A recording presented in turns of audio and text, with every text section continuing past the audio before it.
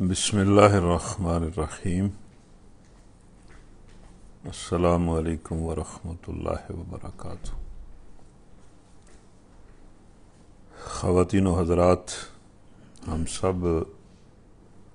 اللہ کی حمد و ثنا کے ساتھ حضور نبی کریم صلی اللہ علیہ وسلم پر درود اور سلام کے ساتھ اور اپنے لیے اور سب اہل ایمان کے لیے اللہ سے گناہوں کی مغفرت اور دنیا اور آخرت میں اللہ کے فضل اور رحمت کی دعا کے ساتھ آج کا درس شروع کر رہے ہیں۔ پچھلے درس میں ہم نے سورہ آل عمران کو مکمل کیا تھا اور چوتھے پارے کے تیسرے ربع کو ختم کیا تھا۔ تو آج ہم سورہ نساء کو شروع کر رہے ہیں اور اس طرح یہ چوتھے پارے کا آخری ربع ہے۔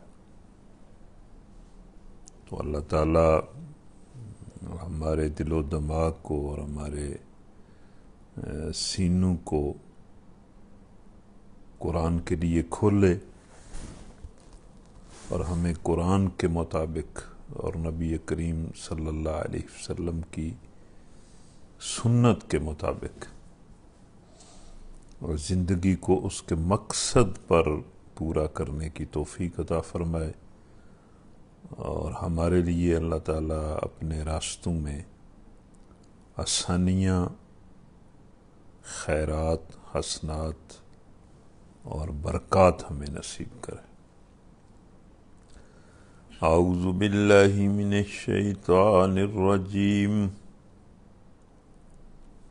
بسم اللہ الرحمن الرحیم۔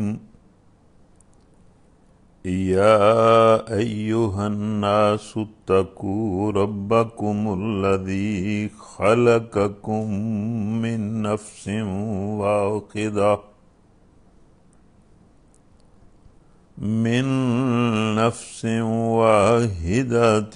وخلق منها زوجها وبث منهما رجالا كثيرا ونساء،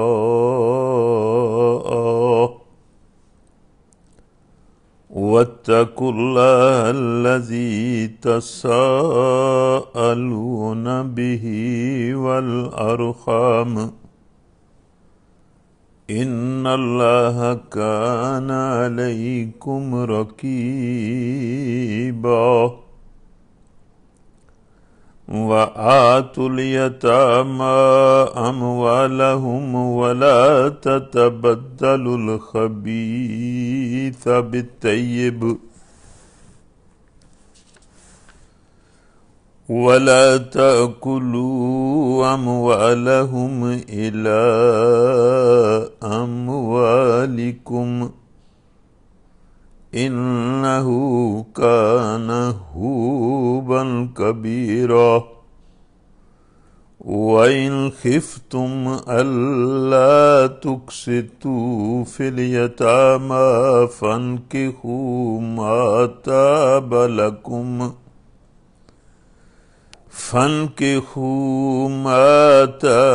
لكم من النساء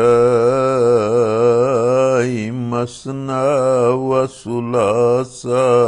ورباع، فإن خفتم ألا تعدلوا فواحدة أو ما ملكت أيمانكم ذلك أدنى ألا تعولوا، وآتوا النساء صدقاتهن نحلة، فإن طبن لكم عن شيء منه نفسا فكلوه هنيئا مريا ولا تؤتوا السفهاء أموالكم التي جعل الله لكم قياما وارزقوهم فيها واكسوهم وقولوا لهم قولا معروفا وابتلوا اليتامى حتى إذا بلغوا النكاح فإن آنستم منه رشدا فادفعوا إليهم أموالهم ولا تأكلوها إسرافا وبدارا أن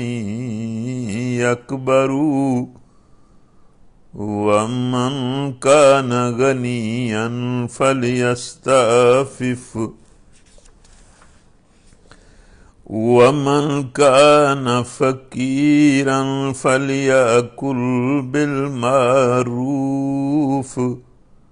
فإذا دفعتم إليهم أموالهم فأشهدوا عليهم وكفى بالله حسيبا للرجال نصيب مما ترك الوالدان والأقربون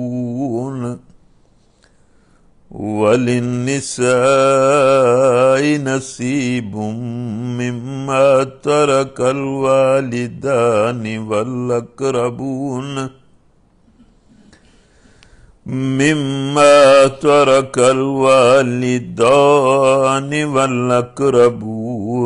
مما قل منه أو كثر نصيبا مفروضا وإذا حضر القسمة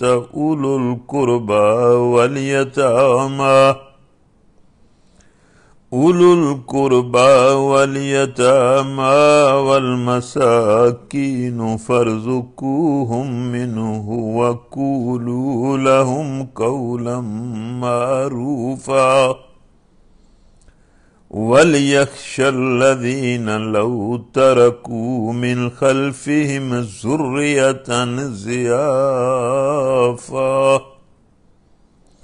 ذرية ضعافا خافوا عليهم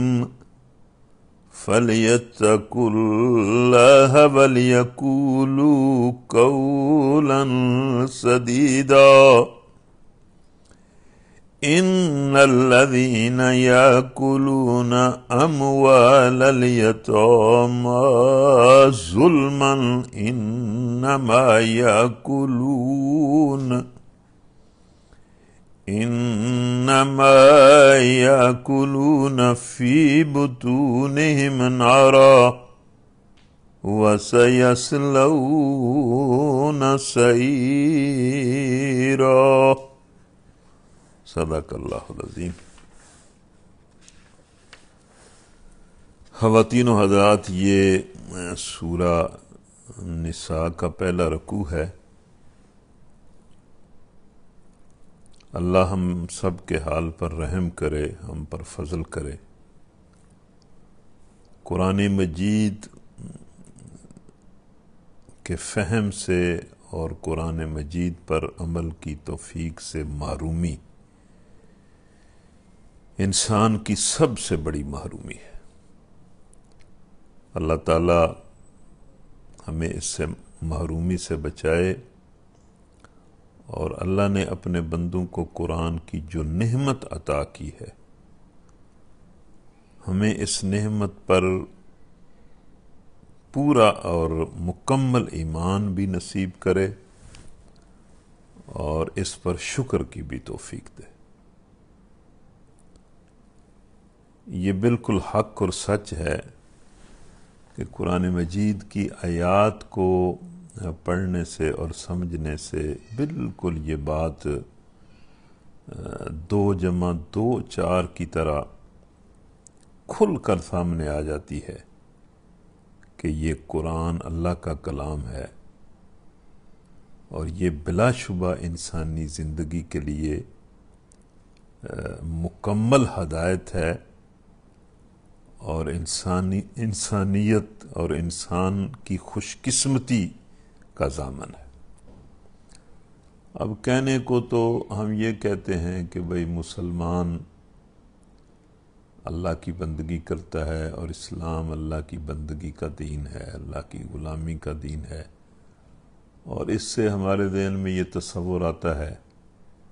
کہ بندہ اللہ کی پوجا کرتا ہے، پرستش کرتا ہے، اس کے حضور نماز پڑھتا ہے، روزہ رکھتا ہے، دعائیں مانگتا ہے، یہ اللہ کی عبادت ہے۔ لیکن عجب بات یہ ہے کہ قرآن کو پڑھنے سے یہ اندازہ ہوتا ہے کہ بلا شبہ دین اسلام اللہ کی بندگی ہی کا نام ہے، لیکن پورے دین اسلام میں جو تعلیمات ہیں وہ تو دوسرے انسانوں کے حقوق کی ادائیگی، ان کے ساتھ انصاف، ان کے ساتھ ہمدردی، ان کے ساتھ بھلائی کی تعلیمات ہے۔ یعنی یہ بات ٹھیک ہے کہ اسلام اللہ کی بندگی کا نام ہے، لیکن اللہ کی یہ بندگی ساری کی ساری انسانوں کے ساتھ بھلائی پر مشتمل ہے، یعنی انسانوں کے ساتھ بھلائی ہی اللہ کی بندگی ہے۔ حتیٰ کہ جو خالصتاً اللہ کی عبادت کے کام ہیں، ان عبادات کے ذریعے بھی اللہ تعالیٰ نے انسان کے ساتھ بھلائی کا ایک سامان جو ہے وہ پیدا کیا ہے۔ یہ نماز ہے تو یہ نماز کہنے کو تو اللہ کے حضور قیام ہے، رکوع ہے اور سجدہ ہے، لیکن اس نماز کے ذریعے بھی اللہ تعالیٰ انسانوں کو جمع کرتا ہے، ایک دوسرے کی ہمدردی کا سبق سکھاتا ہے، ایک دوسرے سے حالات کی آگہی کا سبق سکھاتا ہے، ایک دوسرے کے دکھ درد اور غم میں شریک ہونے کا سبق دیتا ہے۔ اسی طرح روزہ ہے، اور روزے میں بھی اللہ تعالیٰ نے انسانوں کی ہمدردی سکھائی ہے۔ زکوٰۃ تو ہے ہی انسانوں کے حقوق کی ادائیگی کا نام، غریب اور مسکین لوگوں کی مدد کا نام، اور اسی طرح حج میں بھی اللہ تعالیٰ نے انسانوں کو وحدت انسانیت اور اتحاد امت کا سبق سکھایا ہے۔ اور اس کے علاوہ جو دین کی تعلیمات ہیں، اس کی اخلاقی تعلیمات ہیں، معاشرتی تعلیمات ہیں، معاشی تعلیمات ہیں، ان سب تعلیمات میں دوسرے انسانوں کے حقوق کی ادائیگی کی بات ہے، اور یہی دین ہے اور یہی عبادت ہے۔ اب سورہ نساء کے اس رکوع کے اندر بھی اللہ تعالیٰ نے یتیموں اور عورتوں کے حقوق بیان کیے، اور مطلب ان محروم طبقوں اور ان کمزور طبقوں کے ساتھ حسن سلوک کا اور انصاف کا اور ہمدردی کا اللہ تعالیٰ نے حکم دیا۔ اور پھر اس صورت میں چونکہ اس رکوع میں بھی اور آگے بھی عورتوں کے حقوق کی بات ہے، یتیموں کے حقوق کی بات ہے، بہت ساری اور باتیں بھی ہیں، لیکن چونکہ یہ بات زیادہ نمایاں ہے اس صورت میں، اسی لیے اس کا نام النساء اللہ نے رکھا ہے۔ اور اب آپ اس کی پہلی آیت پر غور کریں گے تو حیران ہو جائیں گے کہ لوگوں اپنے رب سے ڈرو جس نے تم کو ایک جان سے پیدا کیا اور اسی جان سے اس کا جوڑا بنایا، اور ان دونوں سے بہت مرد و عورت دنیا میں پھیلا دی۔ اب دیکھیں جس صورت میں اللہ تعالیٰ یتیموں اور عورتوں کے حقوق بیان کرنا چاہتا ہے، ان کے حقوق کا تعین کرنا چاہتا ہے اور ان کے حقوق کو ادا کرنے کا حکم انسانوں کو اللہ تبارک و تعالیٰ دے رہا ہے، اس کا آغاز کس طرح کرتا ہے؟ مطلب قطع نظر کہ کسی کا عقیدہ کیا ہے اور نظریہ کیا ہے. اللہ تعالیٰ نے سارے انسانوں کو کہا کہ انسان ہونے کے ناطے سے تمہارا ایک دوسرے کے ساتھ بڑا گہرا رشتہ ہے. یعنی باقی باتوں کو چھوڑ دیں. اب ہمارے ہاں کس رشتے کو سب سے قریبی رشتہ کہا جاتا ہے؟ یعنی ماں باپ اور اولاد، یہی سب سے قریبی رشتہ ہے. اور اللہ تعالیٰ کہتا ہے کہ تم سب ایک ہی ماں اور ایک ہی باپ کی اولاد ہو. یعنی اس لحاظ سے تم کتنا ایک دوسرے کے قریب ہو اور کتنا تم ایک دوسرے سے جڑے ہوئے ہو. یعنی جس طرح والدین کے ساتھ اولاد جڑی ہوئی ہوتی ہے، اسی طرح تم سب ایک ہی والدہ اور ایک ہی والد کی اولاد ہو. مطلب ظاہر ہے انسان جو ہیں وہ آدم علیہ السلام اور حوا علیہ السلام کی اولاد ہے، اور سارے انسان ان کی اولاد ہیں. تو گویا کس طرح اللہ تبارک و تعالیٰ نے انسانوں کو احساس دلایا کہ یہ تم نے جو فرق بنا رکھے ہیں، یہ تو چلیں تم نے ایک دوسرے کو پہچاننے کے لیے یا مطلب ویسے یہ جو فرق بنا رکھے ہیں یہ چلیں اپنی جگہ صحیح، لیکن تم اگر حقیقت کو سوچو تو تم سارے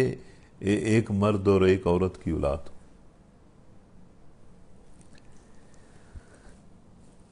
اس خدا سے ڈرو جس کا واسطہ دے کر تم ایک دوسرے سے اپنے حق مانگتے ہو.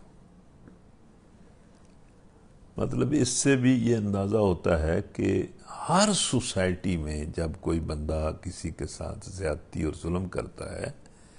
تو وہ مظلوم آدمی اس سے اللہ کا نام لے کر ہی اور اللہ کے واسطے سے ہی حق مانگتا ہے. اس کا مطلب یہ ہے کہ اللہ نے انسانوں کے حقوق کا تعین کیا ہے اور فطرتاً بھی کیا ہے. یعنی فطرتی طور پر بھی ایک انسان کے دوسرے انسان پر حقوق ہیں اور وہ جانتا بھی ہے. یعنی ہر انسان دوسرے انسان کے ساتھ حقوق اور فرائض کے ساتھ بھی فطرتاً جڑا ہوا ہے. تو اس لیے اللہ کہتا ہے کہ اے انسانوں، اے لوگو، اللہ سے ڈرو جس نے تمہیں ایک ہی جان سے پیدا کیا ہے اور اسی جان سے اس کا جوڑا بنایا ہے، اور پھر اسی جوڑے سے اللہ تعالیٰ نے زمین میں مرد اور عورتیں پھیلا دی ہے. اس اعتبار سے تو تم بھائی بھائی ہو. تم سارے انسان جو ہے ایک ہی والد اور ایک ہی والدہ کی اولاد ہو. تمہارے اندر گہرا رشتہ ہے. اور پھر فطرتی طور پر بھی اللہ تعالیٰ نے تمہیں ایک دوسرے کے حقوق کے اندر، ایک دوسرے کے فرائض کے اندر باندھا ہوا ہے، اور اس نے اپنی تعلیمات بھی تمہیں عطا کی ہیں کہ بھئی یہ حق اس کا اس پر ہے، اس کا اس پر ہے، اس کو ادا کرو. حقوق کی ادائیگی جو ہے یہی تو اللہ کی بندگی ہے کہ بندہ اللہ کے حکم کے مطابق انسانوں کے حقوق کی ادائیگی کرے. یہ جو لوگ کہتے ہیں کہ بھائی حقوق اللہ اور حقوق العباد، یہ تقسیم بھی چلیں اپنی جگہ پر کسی حد تک ٹھیک ہوگی، لیکن یہ جو حقوق العباد ہیں یہ تو حقوق اللہ بھی ہیں اور حقوق العباد بھی ہیں. یعنی اس اعتبار سے تو حقوق العباد ہیں کہ ان میں انسانوں کے حق کی بات ہے، اور اس اعتبار سے وہ حقوق اللہ ہیں کہ ان حقوق کا حکم تو اللہ نے دیا ہے، ان کو متعین بھی اللہ نے کیا ہے اور ان کا حکم بھی اللہ نے دیا ہے. یعنی ان کی ادائیگی حقوق اللہ بھی ہے اور حقوق العباد بھی ہے. تو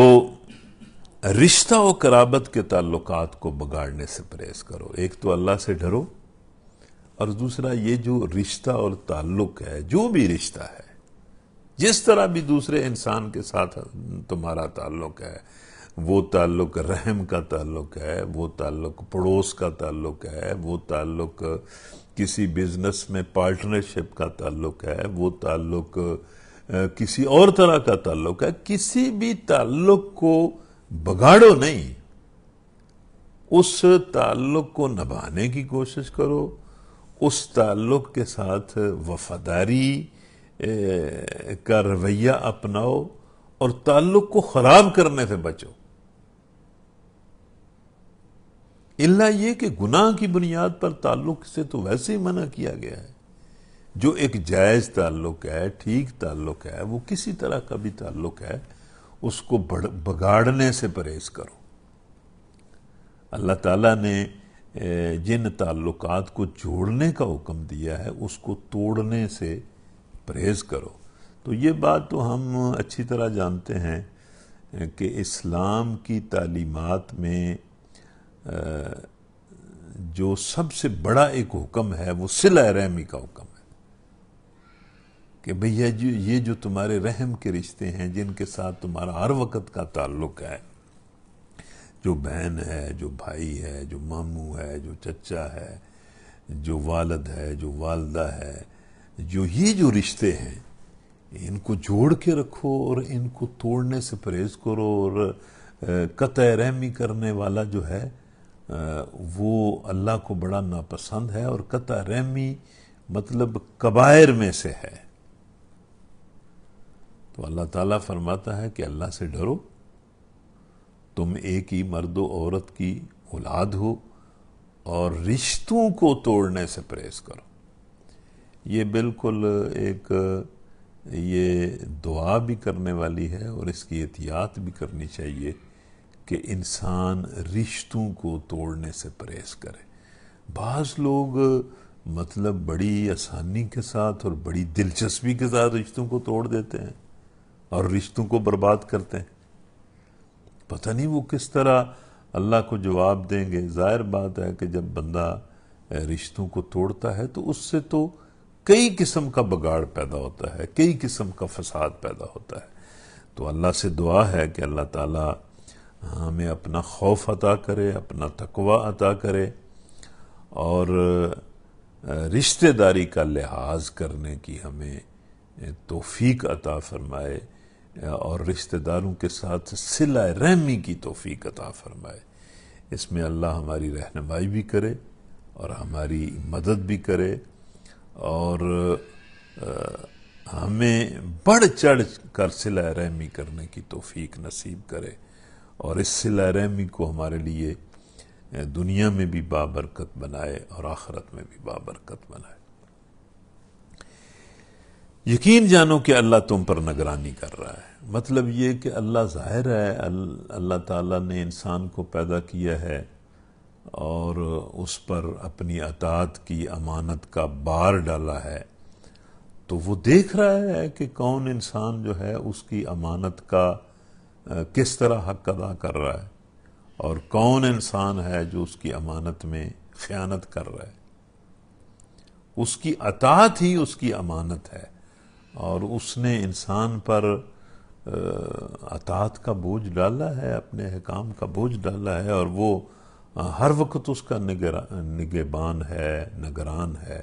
اور رقیب ہے، اور اسے دیکھ رہا ہے کہ کون کیا کر رہا ہے۔ یتیموں کے مال ان کو واپس دو، اچھے مال کو برے مال سے نہ بدل لو، اور ان کے مال اپنے مال کے ساتھ ملا کر نہ کھا جاؤ، یہ بہت بڑا گناہ ہے۔ تو یہ جن بچوں کے والدین بچپن میں جب وہ بالغ نہیں ہوتے فوت ہو جاتے ہیں، تو ظاہر ہے یہ ایک بہت محرومی کی شکل ہوتی ہے، اور ان یتیموں کے جو ولی ہوتے ہیں، کوئی چچا ہے، کوئی ماموں ہے، یا کوئی بھی کسی یتیم کا ولی ہے، تو وہ جو یتیموں کے اولیاء ہیں، ولی ہیں، سرپرست ہیں، اور ویسے بھی سب مسلمانوں کو بھی ایک لحاظ سے اللہ حکم دے رہا ہے کہ بھئی یتیموں کا جو مال ہے اس کی حفاظت کرو، اور وقت آنے پر اس کو واپس کر دو، اور ایسا ہرگز نہ کرو کہ جب ان کو ان کا مال دینے لگو تو اچھے مال کی جگہ برا مال دو، کسی اچھے جانور کی جگہ برا جانور دینے کی کوشش کرو، کمزور جانور دینے کی کوشش کرو، کوئی اور چیز ہے تو وہ بھی مطلب ایسی دینے کی کوشش کرو کہ مطلب چن کر جو برا مال ہے وہ دو۔ اور اس کا ایک مطلب یہ بھی ہے کہ بھئی اگر تم یتیموں کے مال کو غلط طریقے سے استعمال کرو گے تو اپنے مال کو خراب کرو گے اور حرام کا ارتکاب کرو گے۔ اور پھر اللہ نے فرمایا کہ اور ان کے مال اپنے مال کے ساتھ ملا کر کھا نہ جاؤ، مطلب یتیم کے مال کو خود استعمال کرنے سے بڑا پرہیز کرو، الا یہ کہ کوئی بندہ بڑا تنگ دست ہو اور مجبور ہو اور وہ حق الخدمت کے اعتبار سے کوئی چیز یتیم کے مال سے کہ وہ یتیم کے مال کی حفاظت کر رہا ہے، اس کو بڑھانے کی کوشش کر رہا ہے، تو اس میں سے کوئی چیز وہ مطلب جس پر خود اس کا ضمیر بھی مطمئن ہو اور لوگ بھی کہیں کہ بھئی یہ ٹھیک ہے، معروف طریقے سے کوئی چیز لے لے تو وہ لے لے، اور وہ بھی اس آدمی کے لیے ہے کہ جو بڑا تنگ دست ہو، ورنہ جن لوگوں کا ہاتھ کھلا ہے ان کا نہ صرف یہ کہ یتیم کے مال کی حفاظت کرنی چاہیے، اس میں سے کوئی چیز لینی نہیں چاہیے، بلکہ اس کو بڑھانے کی کوشش کرنی چاہیے، تاکہ جب یتیم رشد کو پہنچے، بلوغت کو پہنچے، تو وہ اس کے مال کو زیادہ کر کے اسے واپس لوٹائے۔ یہ بہت بڑا گناہ ہے، یعنی یتیم کا مال واپس نہ کرنا، اس کے اچھے مال کو برے مال سے بدلنا، اور اس کے مال کے ساتھ بے احتیاطی اور لاپرواہی اور بے پرواہی سے جان بوجھ کر اس کے مال کو اپنے مال کے ساتھ ملا کر کھا جانا، اللہ تعالیٰ نے کہا ہے کہ یہ بہت ہی بڑا گناہ ہے، یعنی اس گناہ کو اللہ تعالیٰ نے خود کبیرہ گناہ کہا ہے۔ اور اگر تم یتیموں کے ساتھ بے انصافی کرنے سے ڈرتے ہو تو جو عورتیں تم کو پسند آئیں ان میں سے 2-2، 3-3، 4-4 سے نکاح کر لو۔ یہ وہ آیت ہے جس میں تعدد ازواج کی بھی اجازت ہے، اور یہ بھی اللہ تعالیٰ نے بتا دیا ہے کہ یہ جو تعدد ازواج ہے یہ اس کی حکمت کیا ہے۔ ایک تو خیر یہ مسئلہ اپنی جگہ موجود ہے کہ اللہ تعالیٰ نے حکمت کے تحت، مصلحت کے تحت مرد کو، مسلمان مرد کو 2، 3، 4 نکاح کرنے کی اجازت دی ہے، اور اس سے کوئی انکار نہیں ہے۔ لیکن جب ہم ان آیات کا پس منظر پڑھتے ہیں یا دیکھتے ہیں اور اس پر غور کرتے ہیں تو پھر ایک بڑی بات ہمارے سامنے آتی ہے کہ اس کی حکمت کیا ہے۔ اصل میں تو یہ آیت جنگ احد کے بعد نازل ہوئی ہے، تو جنگ احد کے موقع پر چونکہ مدینہ کی چھوٹی سی بستی میں 70 صحابہ شہید ہو گئے تھے، یعنی 70 گھر جو ہے وہ شہادت کی وجہ سے ان کے اندر بڑے مسائل پیدا ہو گئے تھے، یعنی کچھ عورتیں بیوہ ہوں گی، کچھ بچے یتیم ہو گئے۔ تو اب ان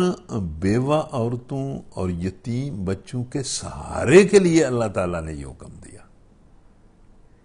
کہ یہ جو بیوہ خواتین صحابہ کی، تمہارے بھائیوں کی، ساتھیوں کی رہ گئی ہیں، ان کے ساتھ تم نکاح کر لو، اور تاکہ ان بیوہ خواتین کی بھی نگہبانی ہو سکے اور یتیم بچوں کی بھی پرورش ہو سکے۔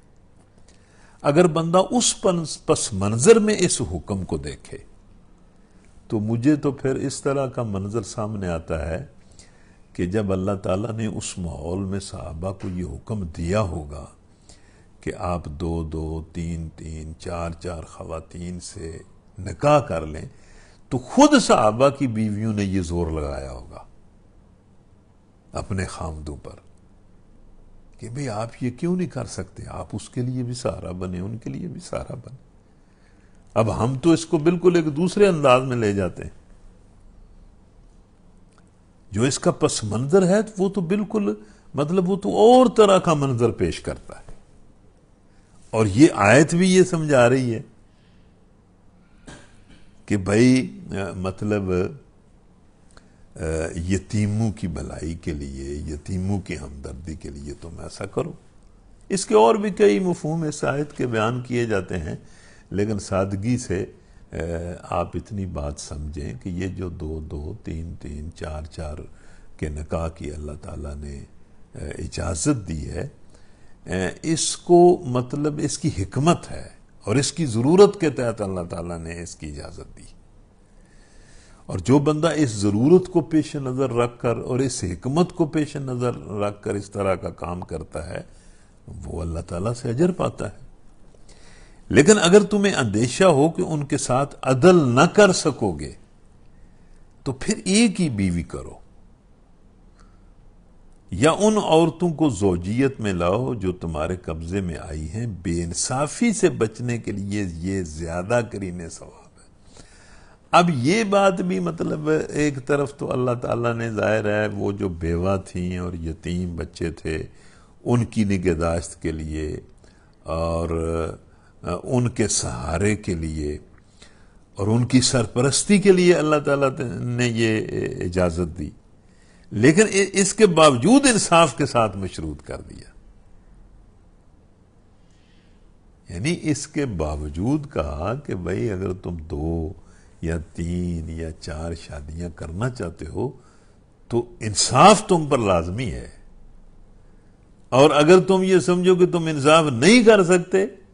تو پھر یہ نہ کرو۔ یعنی آپ اندازہ کریں کہ یہ جو انصاف ہے اور کسی کا جو حق ہے اس کو ادا کرنا کتنا ضروری ہے، کہ ایک طرف یتیم ہیں، بیوہ ہیں، ان کی نگہداشت کا مسئلہ ہے، لیکن ایک طرف انصاف کی بات ہے، اور اللہ نے کہا کہ اگر تم یہ بوجھ اٹھا سکتے ہو تو اٹھاؤ، نہیں اٹھا سکتے تو یہ کوئی شوق والی چیز نہیں ہے۔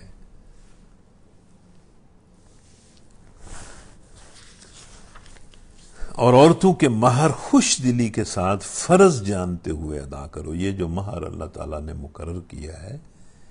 اس کو اللہ تبارک و تعالیٰ نے کہا ہے کہ اس کو ادا بھی کرو اور خوش دلی کے ساتھ ادا کرو۔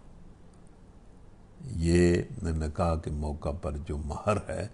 یہ اس نکاح کے بندھن کے موقع پر اللہ تبارک و تعالیٰ نے ایک چیز مقرر کی ہے، اور اس کی حکمت بھی یہ ہے کہ تمہیں احساس ہو کہ یہ ایک بہت بڑا مطلب ایک معاہدہ ہے تو جو نکاح کی شکل میں تم عورت کے ساتھ کر رہے ہو، اور ہم نے اس نکاح میں جو مہر کی شرط رکھی ہے یا مہر کا جو حکم دیا ہے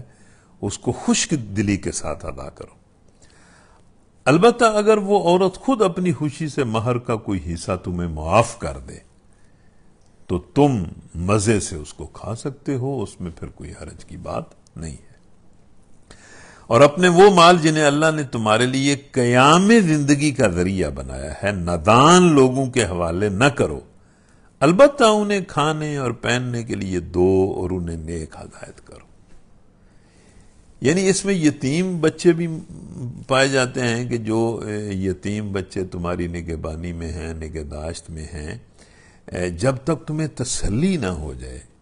کہ یہ اپنے مال کو ٹھیک استعمال کر سکیں گے اس وقت تک مال ان کے حوالے نہ کرو۔ اور اس سے مراد کچھ اور لوگ بھی ہو سکتے ہیں کہ جو تمہاری نگہداشت میں ہیں، تمہارے کنٹرول میں ہیں، اور ان کا مال بھی تمہارے پاس ہے، تو جب تک تمہیں یہ تسلی نہ ہو کہ یہ مال کو ٹھیک استعمال کریں گے اس وقت تک یہ مال ان کے حوالے نہ کرو۔ یہ آیت وسیع معنی کی حامل ہے۔ اس میں امت کو یہ جامع ہدایت فرمائی گئی ہے کہ مال جو ذریعہ قیام زندگی ہے بہرحال ایسے نادان لوگوں کے اختیار اور تصرف میں نہ رہنا چاہیے جو اسے غلط طریقے سے استعمال کر کے نظام تمدن اور معیشت اور بالآخر نظام اخلاق کو خراب کر دیں۔ حقوق ملکیت جو کسی شخص کو اپنے املاک پر حاصل ہیں اس قدر غیر محدود نہیں ہے کہ وہ اگر ان حقوق کو صحیح طور پر استعمال کرنے کا اہل ہی نہ ہو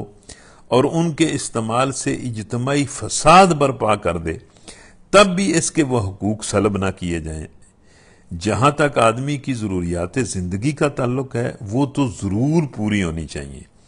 لیکن جہاں تک حقوق مالکانہ کے آزادانہ استعمال کا تعلق ہے اس پر یہ پابندی عائد ہونی چاہیے کہ یہ استعمال اخلاق اور تمدن اور اجتماعی معیشت کے لیے صریحاً نقصان دہ نہ ہو۔ یعنی اس کا مطلب تو یہ ہے کہ اسلامی معاشرے میں یہ جو مال کا استعمال ہے اس پر پابندی ہونی چاہیے کہ جس کے پاس بھی مال ہے اس کو وہ اس طریقے سے استعمال نہ کرے کہ اس کا استعمال خود اس کے لیے، اس کے گھر والوں کے لیے اور معاشرے کے لیے موجب ضرر اور فساد بن جائے۔ اس ہدایت کے مطابق چھوٹے پیمانے پر ہر صاحب مال کو اس امر کا لحاظ رکھنا چاہیے کہ وہ اپنا مال جس کے حوالے کر رہا ہے وہ اس کے استعمال کی صلاحیت رکھتا ہے یا نہیں، اور بڑے پیمانے پر حکومت اسلامی کو اس امر کا انتظام کرنا چاہیے کہ جو لوگ اپنے اموال پر خود مالکانہ تصرف کے اہل نہ ہوں یا جو لوگ اپنی دولت کو برے طریقوں سے استعمال کر رہے ہوں، ان کی املاک کو وہ اپنے انتظام میں لے لے اور ان کی ضروریات زندگی کا بندوبست کر دے۔ یعنی یہ چونکہ اللہ تعالیٰ کا قرآن میں حکم ہے کہ تم میں سے جو نادان لوگ ہیں ان کے حوالے اموال نہ کرو، مطلب یہ کہ ان کی ضروریات تو پوری کرو، لیکن اگر وہ مال کا استعمال ٹھیک نہیں کر سکتے، اس کو غلط کرتے ہیں، تو اس سے ان کو روکنے کا کوئی بندوبست تمہیں کرنا چاہیے۔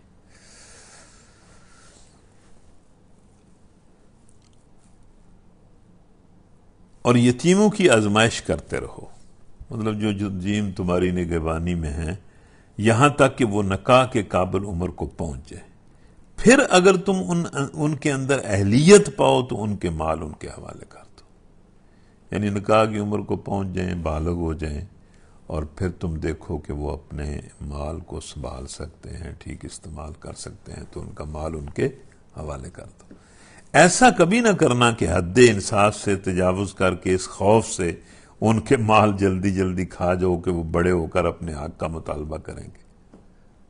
یعنی یہ نہ کرنا کہ بھئی جو ان کی امانت تمہارے پاس ہے اس کو تم خود ہی استعمال کر لو، اور یہ ذہن میں رکھو کہ جب بڑے ہو جائیں گے تو اپنے حق کا یہ مطالبہ کریں گے، ان کے بڑے ہونے سے پہلے ہی ان کا مال جو ہے اس کو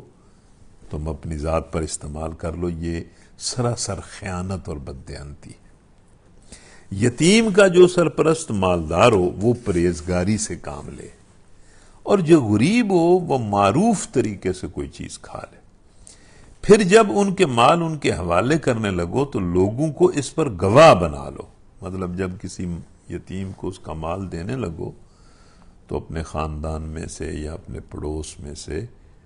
کچھ لوگوں کو گواہ بنا لو کہ میں یہ اس کی امانت میرے پاس تھی اور میں اس کو دے رہا ہوں، اور حساب لینے کے لیے اللہ کافی ہے۔ مردوں کے لیے اس مال میں حصہ ہے جو ماں باپ اور رشتہ داروں نے چھوڑا ہو، اور عورتوں کے لیے بھی اس مال میں حصہ ہے جو ماں باپ اور رشتہ داروں نے چھوڑا ہو، خواہ تھوڑا ہو یا بہت، اور یہ حصہ اللہ کی طرف سے مقرر ہے۔ اب یہ وراثت کی بات اللہ تعالیٰ کر رہا ہے کہ بھئی کوئی بندہ فوت ہو جاتا ہے تو اس کے جو وارث ہیں ان میں مرد ہیں، عورتیں ہیں، تو اللہ تعالیٰ نے مردوں کا حق بھی مقرر کیا ہے وراثت میں اور عورتوں کا حق بھی مقرر کیا ہے۔ اور جب تقسیم کے موقع پر کنبے کے لوگ اور یتیم اور مسکین آئیں تو اس مال میں سے ان کو بھی کچھ دو اور ان کے ساتھ بھلے مانسوں کی سی بات کرو۔ یعنی جب وراثت تقسیم ہو رہی ہو تو یہ وارثوں کو کہا جا رہا ہے کہ اس تقسیم کے موقع پر اگر وہ رشتہ دار جن کا ویسے تو حق نہیں بنتا وراثت میں، تو ویسے ان کو کوئی چیز دو صدقے کے طور پر، اور ان سے اچھے اخلاق کا مظاہرہ کرو، اور ان کے دل کو دکھ دینے کی باتیں نہ کرو۔ ایسے موقع پر لوگ بعض جو ہیں وہ کوئی صدقہ کرنے کی بجائے، یا ان مسکینوں پر جو رشتہ دار مسکین ہیں، غریب ہیں لیکن وراثت میں ان کا حق نہیں ہے، ان کو نہ صرف یہ کہ کوئی چیز دیتے نہیں ہیں بلکہ ایسی باتیں کرتے ہیں جن سے ان کا دل اور زیادہ دکھتا ہے۔ لوگوں کو اس بات کا خیال کر کے ڈرنا چاہیے کہ اگر وہ خود اپنے پیچھے بے بس اولاد چھوڑتے تو مرتے وقت انہیں اپنے بچوں کے حق میں کیسے کچھ اندیشے لاحق ہوتے۔ یعنی جب کسی کا بچہ یتیم ہو جائے تو اس کی سرپرستی کرتے ہوئے یہ سوچنا چاہیے کہ اگر یہ حالت میرے بچوں کی ہو جاتی تو پھر کیا ہوتا۔ مطلب یہ کہ یہ سوچ کر ان یتیموں کے مال کی نگہبانی کرنی چاہیے، ان کی سرپرستی کرنی چاہیے، ان سے حسن سلوک کرنا چاہیے۔ یہ یتیموں کے بارے میں تو نبی صلی اللہ علیہ وسلم کی بڑی ہدایات ہیں۔ نبی صلی اللہ علیہ وسلم نے اپنی حدیث میں تنبیہ بھی بڑی کی ہے، ڈرایا بھی بڑا ہے۔ جو بندہ یتیموں کے ساتھ بدسلوکی کرتا ہے اس کو نبی صلی اللہ علیہ وسلم نے بہت ڈرایا ہے، بڑی تنبیہ کی ہے۔ اور جو یتیموں کے ساتھ اچھا سلوک کرتا ہے، مختلف حدیث میں نبی صلی اللہ علیہ وسلم نے اس کو خوشخبریاں بھی بڑی دی ہیں۔ مثلا یہ معروف حدیث نبی صلی اللہ علیہ وسلم کی ہے کہ جو بندہ یتیم کی سرپرستی کرتا ہے، نبی صلی اللہ علیہ وسلم نے فرمایا کہ وہ صرف جنت میں نہیں جائے گا بلکہ اس کو جنت میں میری رفاقت حاصل ہوگی، میں جنت میں اس کا رفیق ہوں۔ اور جو بندہ یتیم کا مال کھاتا ہے وہ تو قرآن بھی اس کے بارے میں کہتا ہے کہ وہ تو اپنے پیٹ آگ سے بھرتے ہیں، جس طرح اگلی آیت میں ہے کہ جو لوگ ظلم کے ساتھ یتیموں کے مال کھاتے ہیں در حقیقت وہ اپنے پیٹ آگ سے بھرتے ہیں اور وہ ضرور جہنم کی بھڑکتی ہوئی آگ میں جھونکے جائیں گے۔ حدیث میں آیا ہے کہ جنگ احد کے بعد حضرت سعد بن ربی کی بیوی اپنی 2 بچیوں کو لیے ہوئے نبی صلی اللہ علیہ وسلم کی خدمت میں حاضر ہوئیں اور انہوں نے عرض کیا کہ اللہ کے رسول، یہ سعد کی بچیاں ہیں جو آپ کے ساتھ احد میں شہید ہو گئے ہیں۔ ان کے چچا نے پوری جائیداد پر قبضہ کر لیا اور ان کے لیے ایک حبہ تک نہیں چھوڑا۔ اب بھلا ان بچیوں سے کون نکاح کرے گا؟ اس پر یہ آیات نازل ہوئی کہ جو لوگ ظلم کے ساتھ یتیموں کا مال ہڑپ کر جاتے ہیں در حقیقت وہ اپنے پیٹ آگ سے بھرتے ہیں اور ضرور جہنم کی بھڑکتی ہوئی آگ میں جھونکے جائیں گے۔ یوصیکم اللہ فی اولادکم للذکر مثل حظ الانثیین فَإِن كُنَّ نِسَاءً فَوْقَ اثْنَتَيْنِ فَلَهُنَّ ثُلُثَا مَا تَرَكَ وَإِن كَانَتْ وَاحِدَةً فَلَهَا النِّصْفُ وَلِأَبَوَيْهِ لِكُلِّ وَاحِدٍ مِّنْهُمَا السُّدُسُ مِمَّا تَرَكَ إِن كَانَ لَهُ وَلَدٌ فَإِن لَّمْ يَكُن لَّهُ وَلَدٌ وَوَرِثَهُ أَبَوَاهُ فَلِأُمِّهِ الثُّلُثُ فَإِن كَانَ لَهُ إِخْوَةٌ فَلِأُمِّهِ السُّدُسُ من بعد وصية يوصي بها أو دين آباؤكم وأبناؤكم لا تدرون أيهم أقرب لكم نفعا فريدة من الله إن الله كان عليما حكيما وَلَكُمْ نِصْفُ مَا تَرَكَ أَزْوَاجُكُمْ إِن لَّمْ يَكُن لَّهُنَّ وَلَدٌ فَإِن كَانَ لَهُنَّ وَلَدٌ فَلَكُمُ الرُّبُعُ مِمَّا تَرَكْنَا من بعد وصية يوصين بها أو دين وَلَهُنَّ الرُّبُعُ مِمَّا تَرَكْتُمْ إِن لَّمْ يَكُن لَّكُمْ وَلَدٌ فَإِن كَانَ لَكُمْ وَلَدٌ فَلَهُنَّ الثُّمُنُ مِمَّا تَرَكْتُم من بعد وصية توصون بها أو دين وإن كان رجل يورث كلالة أو امرأة وله أخ أو أخت فلكل واحد منهما السدس فَإِنْ كَانُوا أَكْثَرَ مِنْ ذَلِكَ فَهُمْ شُرَكَاءُ فِي الثُّلُثِ من بعد وصية يوصى بها أو دين غير مضار وصية من الله والله عليم حليم تلك حدود الله ومن يطع الله ورسوله يدخله جنات تجري من تحتها الأنهار خالدين فيها وذلك الفوز العظيم ومن يعص الله ورسوله ويتعد حدوده يدخله نارا خالدا فيها وله عذاب مہین۔ اللہ تعالیٰ کے کلام کی فصاحت و بلاغت کی انتہا ہے اور جامعیت کی انتہا ہے کہ یہ سورہ نساء کا ایک رکوع ہے جس میں اللہ تعالیٰ نے یہ جو وراثت کا مال ہے اور جو اس کے وارث ہیں اور پھر جس وارث کا جتنا حصہ ہے، اتنی جامعیت کے ساتھ اللہ تعالیٰ نے ایک رکوع میں اتنی بڑی بات کو بند کر دیا ہے۔ مطلب وراثت کا جو مال اور اس کے جو وارث ہیں، اس کے بنیادی اصول اور بنیادی باتیں اس میں بیان کر دی گئی ہیں۔ اب ان اصولوں اور ان تعلیمات کی بنیاد پر اور ان کی جو تشریح نبی صلی اللہ علیہ وسلم نے کی ہے،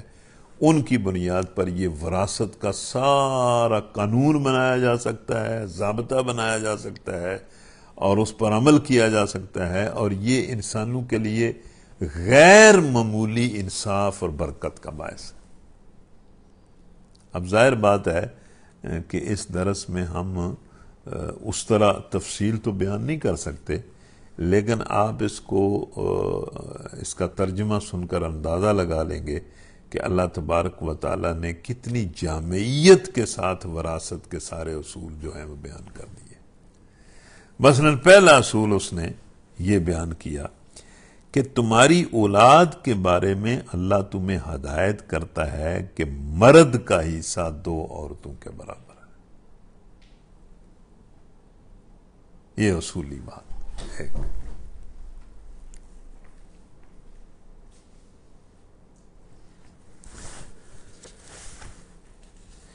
یعنی میراث کے معاملے میں یہ اولین اصولی ہدایت ہے کہ مرد کا حصہ عورت سے 2 گنا ہے، چونکہ شریعت نے خاندانی زندگی میں مرد پر زیادہ معاشی ذمہ داریوں کا بوجھ ڈالا ہے اور عورت کو بہت سی معاشی ذمہ داریوں کے بار سے سبکدوش رکھا ہے، لہذا انصاف کا تقاضا یہی تھا کہ میراث میں عورت کا حصہ مرد کی بنسبت کم رکھا جاتا۔ عورت کو تو اللہ تبارک و تعالیٰ نے نہ بیوی ہونے کی حیثیت سے، نہ بیٹی ہونے کی حیثیت سے، نہ بہن ہونے کی حیثیت سے، نہ ماں ہونے کی حیثیت سے، کسی بھی اعتبار سے اس نے اللہ تعالیٰ نے عورت پر تو معاشی بوجھ ڈالا ہی نہیں۔ سارا معاشی بوجھ تو مرد پر ہے، عورت تو ایک لقمے کی بھی ذمہ دار نہیں ہے۔ یہ الگ بات ہے کہ کوئی ایمرجنسی حالات پیدا ہو جاتے ہیں اور بیچاری عورتوں کو اپنی اولاد کو پالنا پڑ جاتا ہے، ورنہ معاشرتی زندگی میں اللہ تعالیٰ نے تو عورت پر کوئی معاشی بوجھ نہیں ڈالا۔ اس کے باوجود اگر آدھی میراث کا حصہ دیا ہے عورت کو، تو یہ تو مطلب الٹا عورت کے ساتھ زیادہ حسن سلوک اللہ تعالیٰ نے کیا۔ بعض لوگ اعتراض کرتے ہیں نا اس کو آدھا حصہ کیوں دیا گیا ہے، پورا کیوں نہیں دیا گیا، تو یہ بالکل بے عقلی اور حماقت کی بات ہے اور ناانصافی کی بات ہے۔ اللہ تعالیٰ نے دوسری طرف ان کو مطلب ذمہ داری نہیں بنایا، یعنی وہ بالکل کفالت کی ذمہ دار نہیں ہے، سارا ذمہ دار مرد ہے۔ اس کا مطلب یہ ہے کہ میاں بیوی میں سے اگر بیوی کے پاس مال ہے تو وہ تو اس کا اپنا ہے، اور جو خاوند کے پاس ہے اس نے اس سے سارا گھر چلانا۔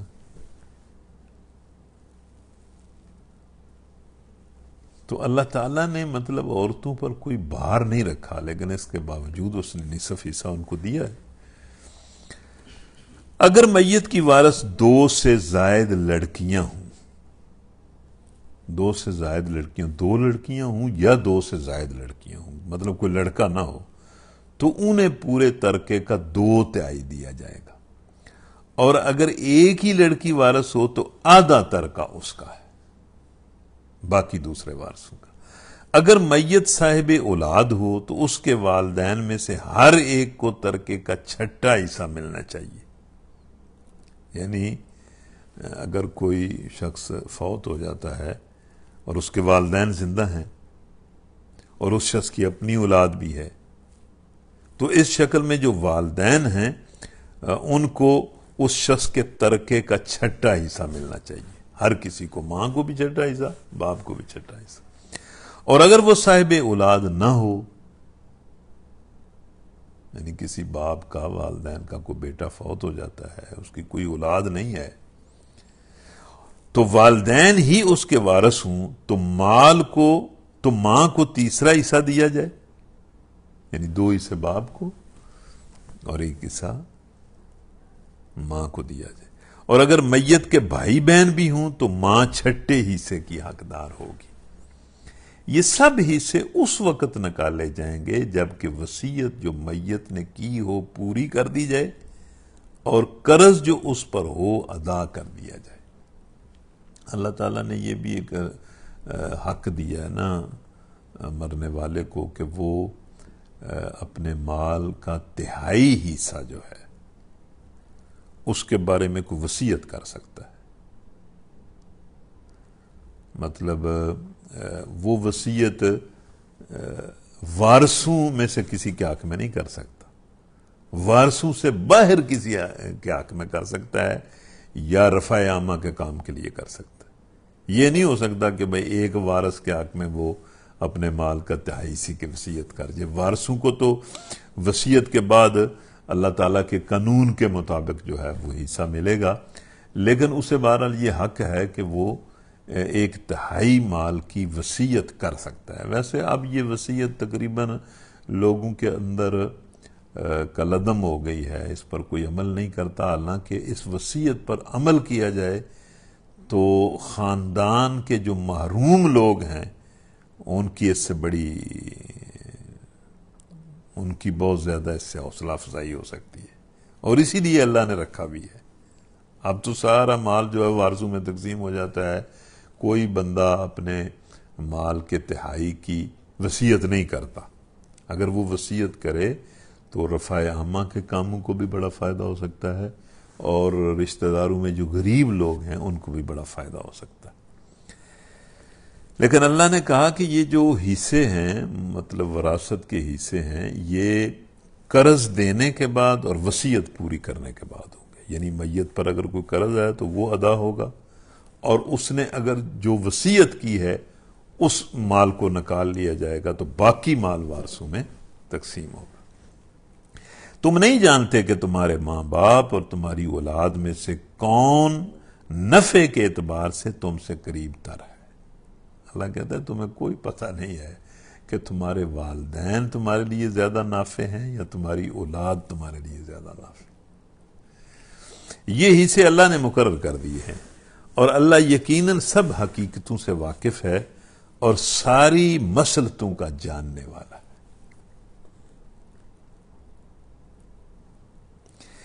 یہ جواب ان سب نادانوں کو جو میراث کے اس خدائی قانون کو نہیں سمجھتے اور اپنی ناقص عقل سے اس کسر کو پورا کرنا چاہتے ہیں جو ان کے نزدیک اللہ کے بنائے قانون میں رہ گئی ہے،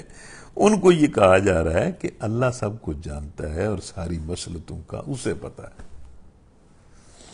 اور تمہاری بیویوں نے جو کچھ چھوڑا ہو اس کا آدھا حصہ تمہیں ملے گا اگر وہ بے اولاد ہوں، ورنہ اولاد ہونے کی صورت میں ترکے کا 1/4 حصہ تمہارا ہے. یہ کسی کی بیوی فوت ہو جائے تو اس کی بات ہے. جبکہ وصیت جو انہوں نے کی ہو پوری کر دی جائے اور قرض جو انہوں نے چھوڑا ہو ادا کر دیا جائے. اور وہ تمہارے ترکے میں سے 1/4 کی حقدار ہوں گی اگر تم بے اولاد ہو. اگر تم فوت ہو جو تو وہ تمہارے ترکے میں سے 1/4 حصے کی حقدار ہوں گی اگر تمہاری اولاد کوئی نہیں ہے، ورنہ صاحب اولاد ہونے کی صورت میں ان کا حصہ 8واں ہوگا. بعد اس کے کہ جو وصیت تم نے کی ہو وہ پوری کر دی جائے اور جو قرض تم نے چھوڑا ہو وہ ادا کر دیا جائے. یعنی پہلے وصیت پوری کرنی ہے، قرض دینا ہے، پھر باقی مال جو ہے وہ اس اصول کے تحت تقسیم ہوگا. اور اگر وہ مرد یا عورت جس کی میراث تقسیم طلب ہے بے اولاد بھی ہو اور اس کے ماں باپ بھی موجود نہ ہو، یعنی کوئی بندہ فوت ہو گیا ہے اور اس کا مال ہے، اس کی اولاد بھی کوئی نہیں ہے، والدین بھی نہیں ہے، یعنی والدین بھی نہیں ہے اور اولاد بھی نہیں ہے، تو اس کا مال کس طرح تقسیم ہوگا؟ مگر اس کا ایک بھائی یا ایک بہن ہے تو بھائی اور بہن ہر ایک کو 6واں حصہ ملے گا. اور بھائی بہن ایک سے زیادہ ہوں تو کل ترکے کے 1/3 میں وہ سب برابر شریک ہوں گے، جبکہ وصیت جو کی گئی ہو وہ پوری کر دی جائے اور قرض جو میت نے چھوڑا ہو ادا کر دیا جائے، بشرطے کہ وہ ضرر رساں نہ ہو. یعنی اگر وصیت کرنے والے نے جان بوجھ کر غلط وصیت کی ہے تو اس کو بھی بعد میں بدلا جا سکتا ہے. وصیت میں ضرر رسانی یہ ہے کہ ایسے طور پر وصیت کی جائے جس سے مستحق رشتہ داروں کے حقوق تلف ہوتے ہوں. اور قرض میں ضرر رسانی یہ ہے کہ بعض حقداروں کو محروم کرنے کے لیے آدمی خواہ مخواہ کہے کہ میں نے اس کا بھی قرض دینا ہے، اس کا بھی قرض دینا ہے،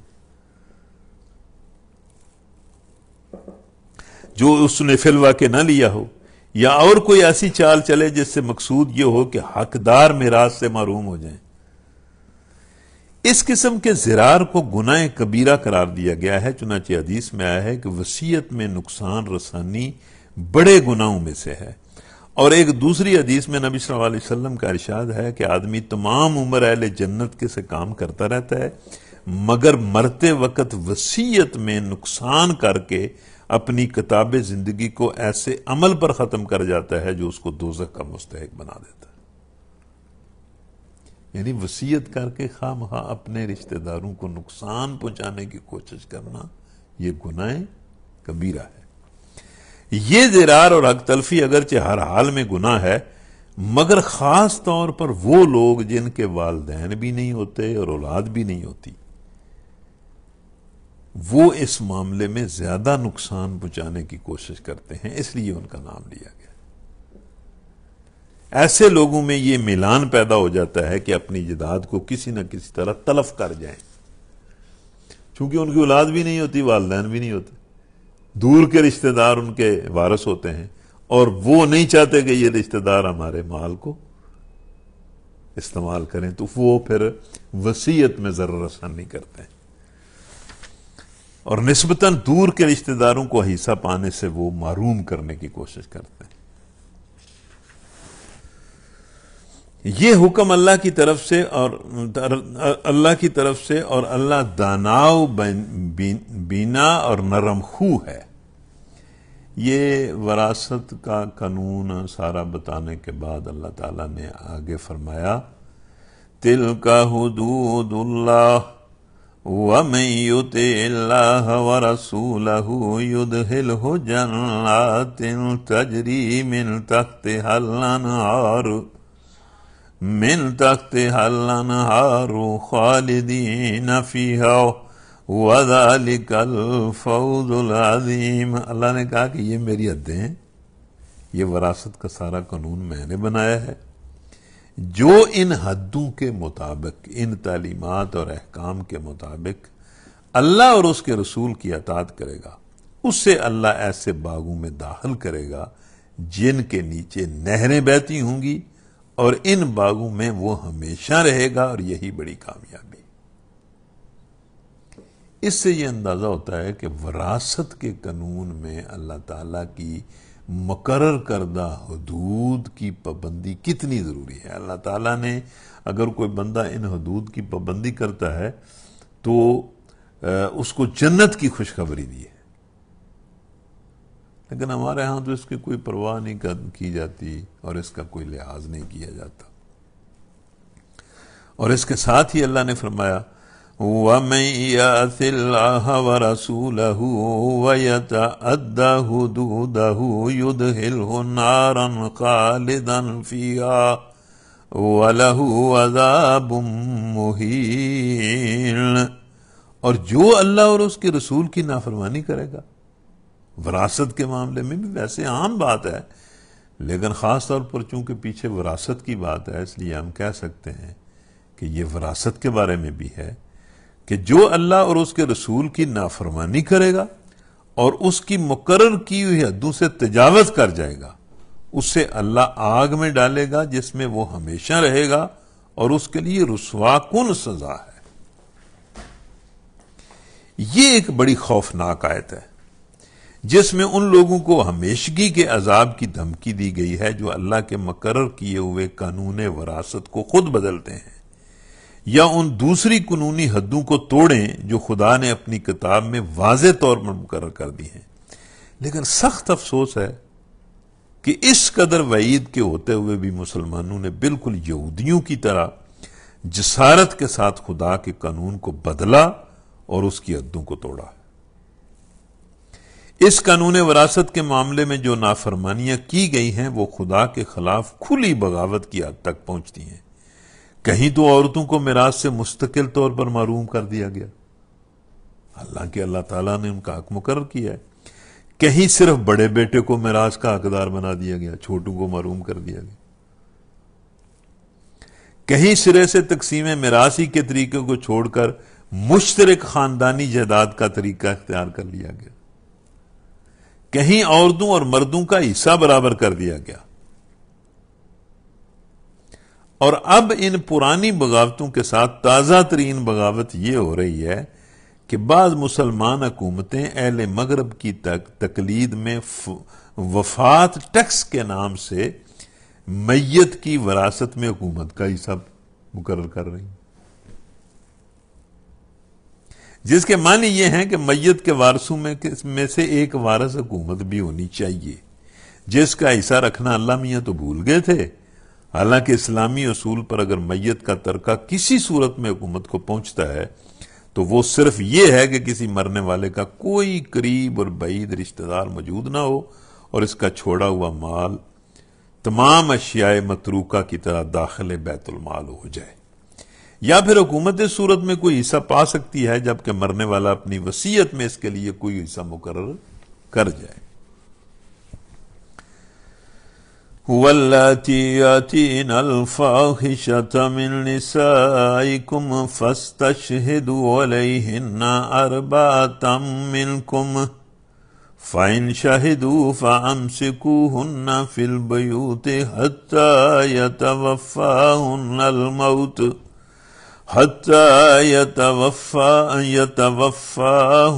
الْمَوْتُ أَوْ يَجْعَلَ اللَّهُ لَهُنَّ سَبِيلًا وَاللَّذَانِ يَأْتِيَانِهَا مِنْكُمْ فَآذُوهُمَا فَإِنْ تَابَا وَأَصْلَحَا فَأَعْرِضُوا عَنْهُمَا إِنَّ اللَّهَ كَانَ تَوَّابًا رَحِيمًا۔ انما التوبة على الله للذين يعملون السوء بجهالة ثم يتوبون من قريب فأولئك يتوب الله عليهم وكان الله عليما حكيما وليست التوبة للذين يعملون السيئات حتى إذا حضر أحدهم الموت قال إني تبت الآن ولا الذين يموتون وهم كفار أولئك أعتدنا لهم عذابا أليما يا أيها الذين آمنوا لا يحل لكم أن ترثوا النساء كرها ولا تعضلوهن لتذهبوا ببعض ما آتيتموهن إلا أن يأتين بفاحشة مبينة وعاشروهن بالمعروف فإن كرهتموهن فعسى أن تكرهوا شيئا ويجعل الله فيه خيرا كثيرا وإن أردتم استبدال زوج مكان زوج وآتيتم إحداهن قنطارا فلا تأخذوا منه شيئا أتأخذونه بهتانا وإثما مبينا وكيف تأخذونه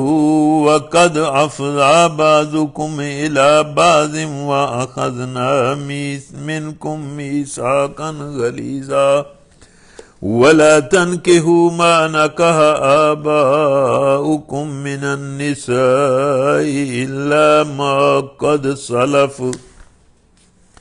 إنه كان فاحشة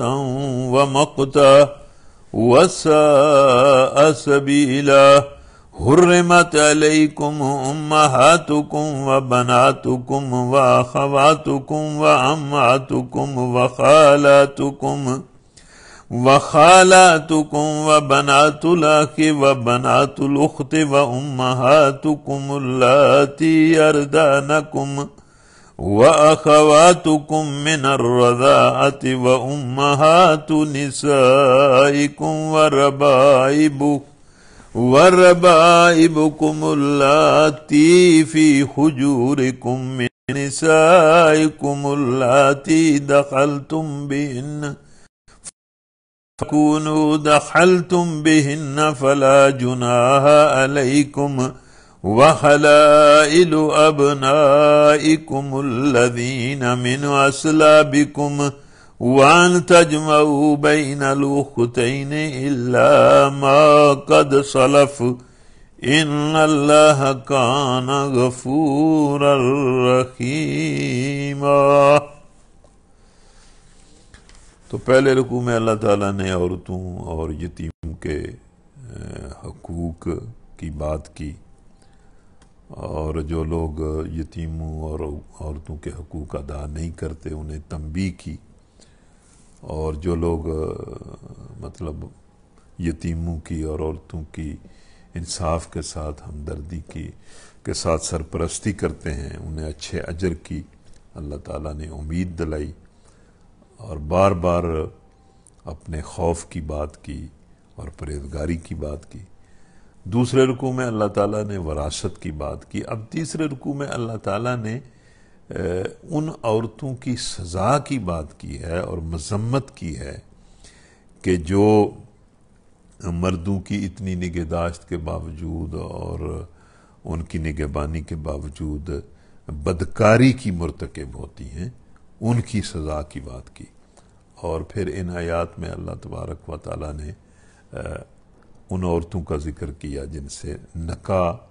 نہیں ہو سکتا، جن کے ساتھ نکاح جائز نہیں ہے۔ تو اس رکوع میں اللہ تعالیٰ نے یہ نصیحتیں اہل ایمان کو کی ہیں۔ تمہاری عورتوں میں سے جو بدکاری کی مرتکب ہوں ان پر اپنے میں سے 4 آدمیوں کی گواہی لے لو، اور اگر 4 آدمی گواہی دے دیں تو ان کو گھروں میں بند رکھو، یہاں تک کہ یا تو انہیں موت آ جائے یا اللہ ان کے لیے کوئی راستہ نکال دے۔ تو یہ آیت منسوخ ہو گئی جب اللہ تعالیٰ نے بدکاری کی سزا جو ہے وہ کوڑوں کی شکل میں اور سنگسار کی شکل میں اللہ تعالیٰ نے سورہ نور میں حکم نازل کر دیا، تو یہ آیت جو ہے وہ منسوخ ہو گئی۔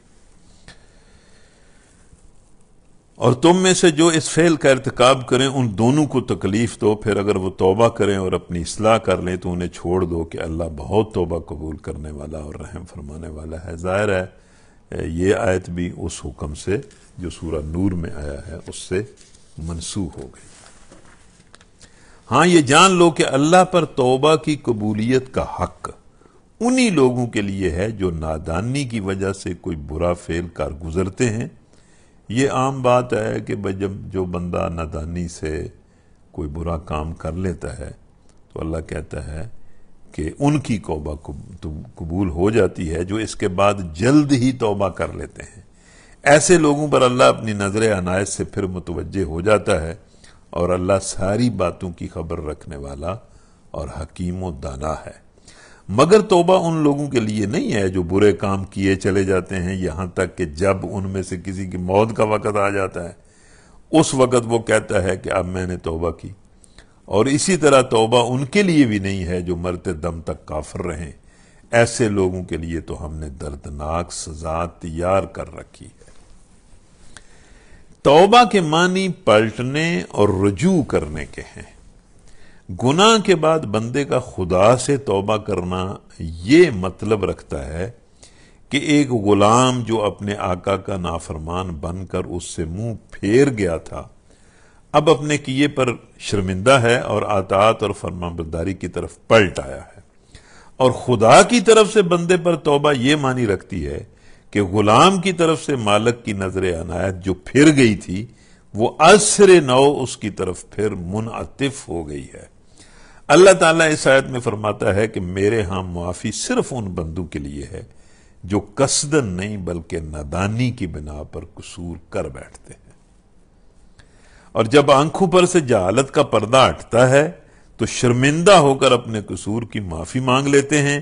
ایسے بندے جب بھی اپنی غلطی پر نادم ہو کر اپنے آقا کی طرف پلٹیں گے